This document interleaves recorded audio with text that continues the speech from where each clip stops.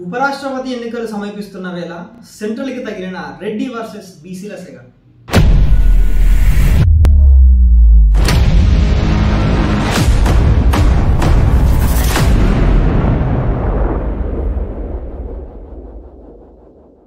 సెంట్రల్కి తగులుతున్న Reddy versus బీసీల సెగ. అయితే ఇక్కడ కూడా రెడ్డిల పాలనేనా? మా బీజేపీ పార్టీ సామాజిక వర్గాలకు అన్ని వర్గాలకు సమన్యాయం చేస్తుంది, అందుకే బీసీ సామాజిక వర్గాన్ని బలపరుస్తున్నాం అని స్ట్రాంగ్ కౌంటర్ ఇచ్చింది బీజేపీ పార్టీ.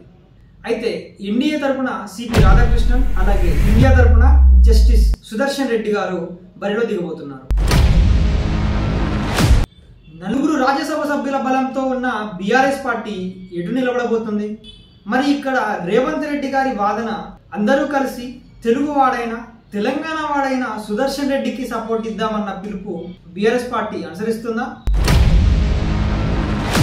అయితే బీఆర్ఎస్ అడుగు అటు ఎన్డీఏ కూటమి వైపు ఉండబోతుందా, లేదా ఇండియా కూటమి వైపు ఉండబోతుందా, మరి లేకపోతే న్యూట్రల్గా ఉండబోతుందా? అయితే బీఆర్ఎస్కి అలాగే సుదర్శన్ రెడ్డికి మధ్య సంబంధాలు చూసుకున్నట్టయితే తెలంగాణ ఉద్యమ కాలంలో సుదర్శన్ రెడ్డి గారు కేసీఆర్కి మంచి సపోర్ట్గా నిలబడ్డ సిచ్యువేషన్ అది. గతంలో సుదర్శన్ రెడ్డి గారికి అలాగే కేసీఆర్ గారికి మధ్యలో మంచి సంబంధాలే ఉన్నా ఇప్పటి బీఆర్ఎస్ పార్టీ అయిన అప్పటి టీఆర్ఎస్ ప్రభుత్వానికి వ్యతిరేకంగా కొన్ని ఘాటు వ్యాఖ్యలు చేయడం జరిగింది. 2018వ సంవత్సరంలో కాళేశ్వరం ప్రాజెక్టు పైన కొందరు ప్రముఖులు చేసిన వ్యాఖ్యలను తను సమర్థిస్తూ కొన్ని మాటలు అన్నారు. టీఆర్ఎస్ పార్టీకి వ్యతిరేకంగా ఎవరైనా కూడా కోర్టుని ఆశ్రయించిన సందర్భాల్లో టీఆర్ఎస్ పార్టీ వాళ్ళని వెంబడించింది అని కొన్ని ఘాటు వ్యాఖ్యలు చేయడం జరిగింది. మరి ఇలాంటి సందర్భంలో ఇప్పుడున్న సిచ్యువేషన్ బట్టి కేసీఆర్ గారి బీఆర్ఎస్ ప్రభుత్వం ఇప్పుడు ఇతనికి సపోర్ట్ ఇస్తుందా లేదా?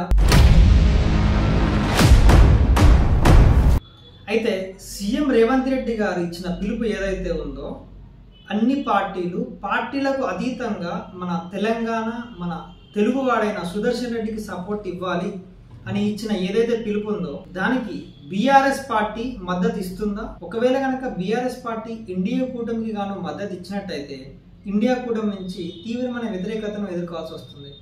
అలా కాదని ఇండియా కూటమికి కానీ మద్దతు ఇచ్చినట్టయితే ఎన్డీఏ కూటమి నుంచి తను వ్యతిరేకతను ఎదుర్కోవాల్సి వస్తుంది. మరి ఇలాంటి సందర్భంలో బీఆర్ఎస్ అడుగు ఎటువైపు? ఎన్డీఏ కూటమి వైపా లేదా ఇండియా కూటమి వైపా? మరి రెండూ కాదని న్యూట్రల్గా ఉండబోతుందా? అయితే ఎన్డీఏ కూటమి అభ్యర్థి అయిన పిసి రాధాకృష్ణన్ గారి విషయానికి వస్తే పిసి రాధాకృష్ణన్ గారికి సపోర్ట్ ఇస్తుందా లేదా అనేది మాత్రం ఒక ప్రశ్నగానే మిగిలిపోయింది. అయితే స్టాలిన్ ప్రభుత్వం రాధాకృష్ణన్ గారికి మద్దతు ఇవ్వకపోవచ్చు అనేది అక్కడి రాజకీయ విశ్లేషకుల వాదన. అయితే ఇక్కడ మనకు అర్థమైంది ఏంటంటే తెలంగాణలోని కాంగ్రెస్ ప్రభుత్వం ఆల్రెడీ ఈ ఇండియా కూటమికి సపోర్ట్ ఇస్తామని డిసైడ్ అయిపోయింది. అలాగే బీజేపీ ప్రభుత్వం ఇండియా కూటమికి మద్దతు ఇస్తున్నట్టుగా మనకి క్లారిటీ వచ్చేసింది. మరి ఇప్పుడు బీఆర్ఎస్ పార్టీ అడుగు ఎటువైపు అనేది ఇక్కడ ప్రశ్నగా మిగిలిపోయింది. అలాగే అందరిలో కూడా ఒక రకమైన ఉత్కంఠ నెలకొంది. అయితే ఓవరాల్గా చూసుకున్నట్టే ఎన్డీఏ కూటమికి చెందినటువంటి పిసి రాధాకృష్ణన్ గారికి గెలుపు దక్కనుంది అని రాజకీయ వర్గాల విశ్లేషణలో వెల్లడవుతుంది.